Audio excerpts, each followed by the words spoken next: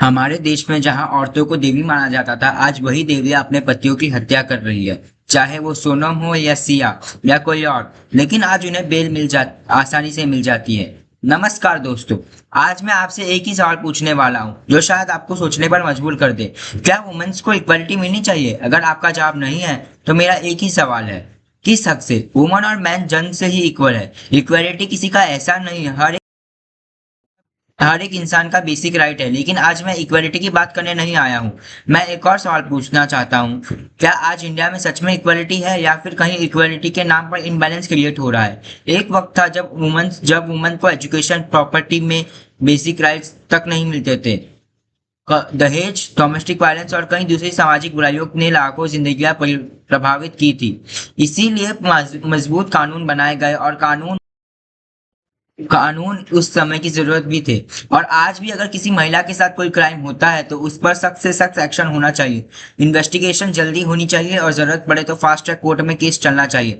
लेकिन हर कानून का एक दूसरा पहलू भी होता है। अगर कानून किसी निर्दोष इंसान के खिलाफ मिसयूज होने लगा तो उसका नुकसान सिर्फ एक व्यक्ति को नहीं बल्कि उसके पूरे परिवार, करियर और रेपुटेशन को होता है। इसलिए मेरा मानना है कि किसी भी केस में सिर्फ एलिगेशंस देकर किसी को क्रिमिनल डिक्लेयर कर देना, बाद में वो व्यक्ति निर्दोष निकला तो उसकी खराब हुई इमेज और बर्बाद हुई जिंदगी का जिम्मेदार कौन होगा?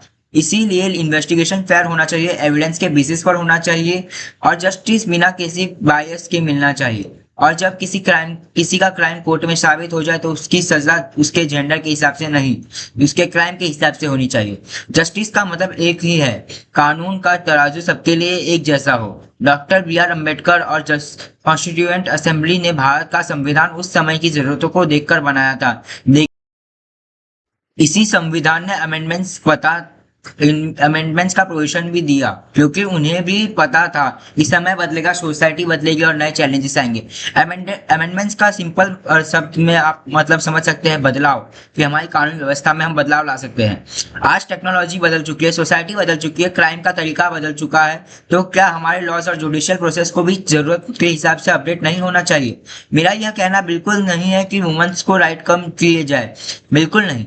वुमेन की सेफ्टी, डिग्निटी और जस्टिस सबसे पहले ही होनी चाहिए। लेकिन साथ ही कानून इतना बैलेंस भी होना चाहिए कि किसी निर्दोष व्यक्ति को झूठे आरोपों सजा ना भुगतनी पड़े। जस्टिस का मतलब किसी एक जेंडर को सपोर्ट करना नहीं होता। जस्टिस का मतलब होता है हर विक्टिम को न्याय मिले और हर निर्दोष की रक्षा हो। इसीलिए मेरे हिसाब से जुडिशरी में रिफॉर्म्स और अमेंडमेंट्स का अब सिर्फ एक ऑप्शन नहीं बल्कि भारत की जरूरत बन चुकी है। आपका इस बारे में क्या मानना है? कमेंट सेक्शन में अपनी राय जरूर बताएं। अगर वीडियो पसंद आए तो लाइक, शेयर और सब्सक्राइब करना मत भूलिएगा। मिलते हैं अगले वीडियो में।